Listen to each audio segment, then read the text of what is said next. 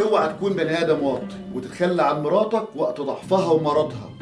الست دي اللي شالتك وقت مرضك، وقفت معاك، كانت سند ليك، خدمتك بعينيها، خدمت اهلك لو يوم واحد. لما تيجي تمرض اوعى تتخلى عنها، اوعى تدور على غيرها، اوعى تروح تطلقها. خليك بني ادم عندك كرامه، خليك بني ادم اصيل، بلاش تبقى واطي. البني ادم اللي يتخلى عن مراته بعد ما عملت معاه كتير ومشت معاها مشوار طويل عشان فقط انها ربنا ابتلاها بشويه مرض، مش بعيد اللي ابتلاها يبتليك.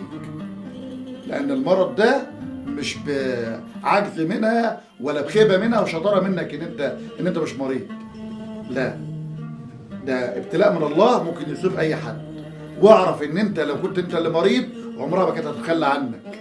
فانت خليك راجل صاحب مبادئ، اوعى تتخلى عن مراتك وقت مرض.